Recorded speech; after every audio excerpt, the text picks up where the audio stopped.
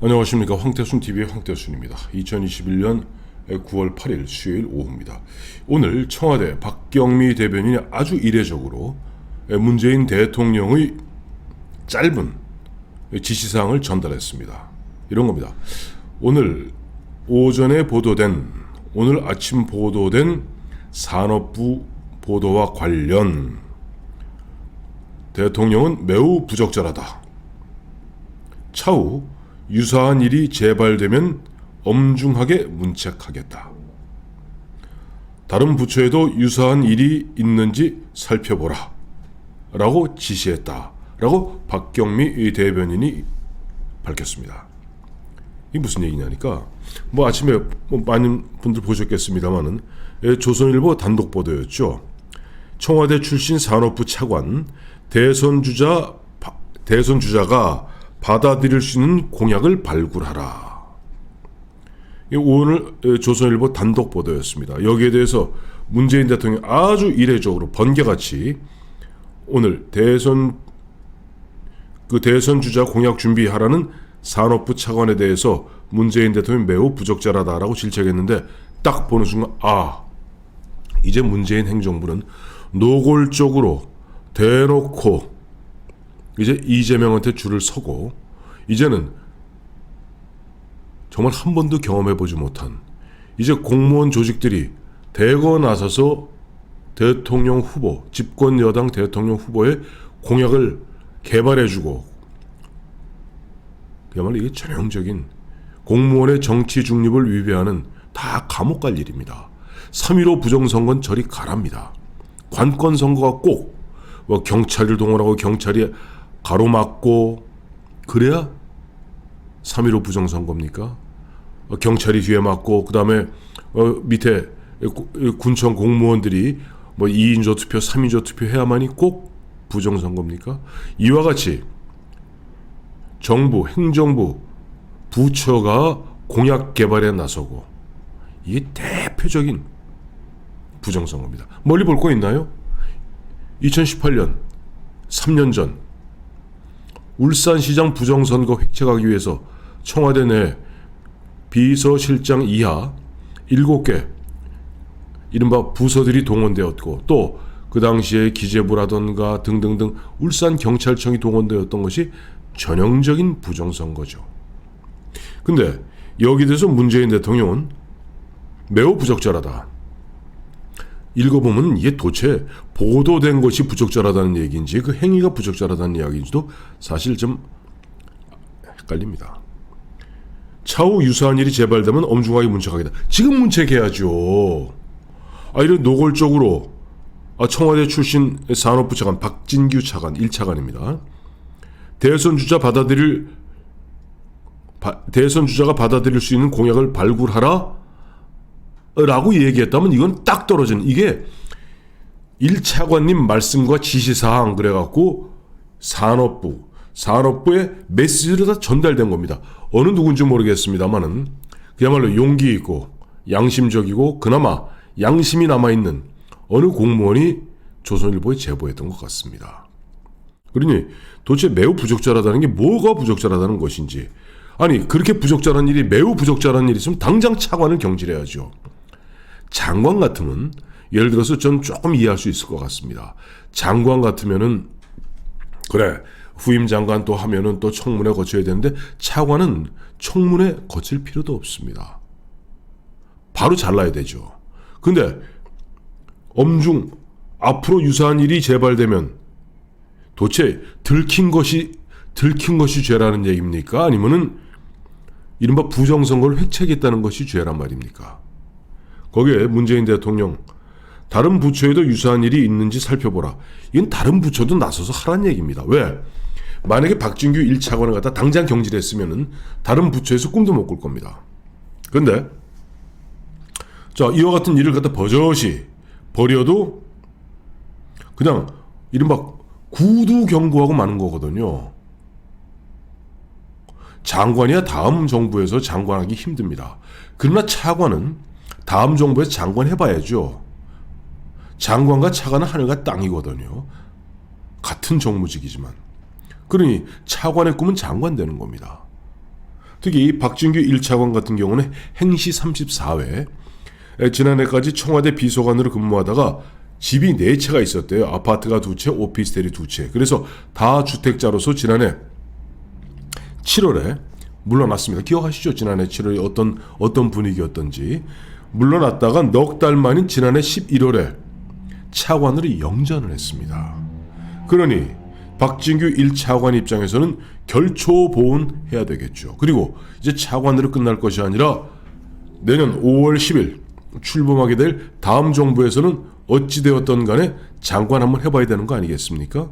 그러다 보니까 얼마 전에 1차관 직할 기조실장 주재로 열렸던 그 미래정책 어젠다 회의에서 뭐라고 얘기했냐니까 1차관께서 어젠다 정리가 참 잘 정리됐으나 정치인의 이 눈으로 보았을 때는 이거다 하고 느낄만 하지 못하다. 즉 구미가 당기지 않는다. 너무 관료적이다. 즉 정치인에 맞게 그 숫자도 넣고 좀 예쁘게 분장도 해라. 그 다음 말이 중요합니다. 대선 캠프가 완성되면 늦는다. 후보가 확정되기 전에 여러 경로로 우리 의견을 넣어야 한다. 물론 지금 박진규 차관은 그것이 아니고 통상적 웃기는 이야기 하지 마십시오. 박진규 차관 만약에 당신 말이 정말 그럴 이유가 없는 것이죠. 왜 보면 대선 후보 공약을 왜 당신들이 발굴해 줍니까? 그거 다 감옥 갈 일입니다. 감옥 가야 됩니다. 말이 안 되는 이야기죠. 행정부처에서는 내년 1월에 물러가는 대통령이지만은 문재인 대통령에게 보고할 이른바 2022년도 업무 보고 준비해야 되고 지금 조만간 있게 될 지금 정기국회 열렸죠. 조만간 있게 될 국정감사에 대비해서 자료 준비하고 그다음에 예산 결산 준비하기 위해서 뭔가 이야기해야 되는데 왜 어젠다 세팅이라는 어젠다 발굴이라는 명목하에 왜 공약을 개발합니까? 좋습니다. 그 공약 개발해서 그러면 윤석열, 홍준표, 국민의힘 12명 후보한테 다 주십시오. 물론 그래도 감옥 가야 되겠지만 또 이쪽 민주당의 이재명이야 추미애 김두관까지 다 줘야 됩니다. 공개적으로 정확히 얘기하면 자기네 홈페이지에 올려야 되겠죠. 그거 아니잖아요. 어젠다는 잘 정리됐으나 정치인 구미에는 맞지 않는다. 대선 캠프가 완성되면 늦으니까 지금 후보 확정 전에 여러 경로를 통해서 우리의 의견을 넣어야 된다. 전형적인 부정선거입니다. 바로 2018년 송초로 변호사를 갖다가 시장 만들기 위해서 당시 비서실장, 정무수석 모두가 들어가서 심지어는 담당 비서관들이 보면은 구체적으로 송초로의 공약을 개발해주고 있지 않습니까? 다 지금 법정 간데 법정에서 유야무야, 즉 김명수 법원에서는 유야무야 뭉개고 있습니다. 자, 그런 꼴을 갖다가 박진규 1차관이 뻔히 보니 이재명 보니까 최근에 보니까 국가인권위원장 송두환이도 마찬가지고 국립외교원장 홍현욱이도 마찬가지고 다 이재명 편들이 줄줄이 거 보니까 문재인 대통령이 내리 꽂고 앉았네. 지금 이재명이 가서 일산대교 그 국가에서 다 환수하겠다 해도 어마어마한 손해를 보면서 국민연금공단이 찍소리도 못하네. 보니까 특히 9월 4일 9월 5일 충청도에서 보니까 이재명이 54%네. 이건 이른바 게임 끝났네. 자, 지금이라도 아직 10월 10일 공식적으로 이재명이 손들기 전에 지금이라도 빨리빨리 만들어서 급하게 우리 의견입니다 라고 솔직히 그렇지 않겠습니까? 이재명 씨 무슨 캐파가 있겠어요? 깨놓고 얘기해서. 성남시장 그다음에 경기지사 3년 여의도에 있어 보면 압니다. 지방 공무원들한테 대단히 죄송한 얘기입니다만은 심지어는 서울시청 공무원들의 수준과 같은 행정고시를 했어도 한 10년 지나고 나면 서울시청에 근무하는 공무원의 수준과 중앙부처에 근무하는 공무원의 수준은 큰 차이가 있습니다. 그야말로 서울시, 경기도에서 보는 세상과 대한민국이라는 틀 속에서 보는 세상이 다른 겁니다. 공무원들도. 자, 그러니 지금 이재명도 뭔가 그동안 뭐 기본 갖고 많이 장사했잖아요. 뭐 기본소득이다, 기본 뭐다.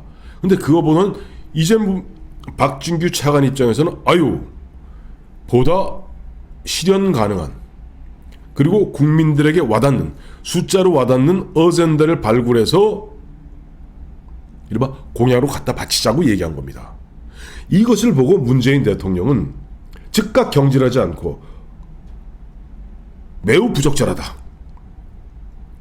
엄중하게 향후 지금까지 한 건 내가 모르겠고 앞으로도 이와 같은 일이 있으면 엄중무책하겠다. 이와 같은 일 하란 얘기입니까? 말란 얘기입니까? 들키지 말고 하란 얘기죠. 들키지 말고. 다른 부처에서도 유사한 일이 있는지 살펴보라. 다른 부처에서는 왜 산업부 같이 열심히 정권 재창출을 위해서 뛰지 않느냐고 지금 체근하는 거 아니겠습니까? 만약에 국민의힘 후보가 윤석열이 되었던 홍준표가 되었던 대통령이 되면은 정말 감방 가거든요. 그러니 지금이라도 이재명한테 많이 아양을 떨어야 되겠죠. 그러니 정권 재창출이 되면 그래도 내가 감옥 갈 가능성은 확연히 줄어들지 않겠는가. 그렇다면은 봐라, 멀리 볼 거 있나.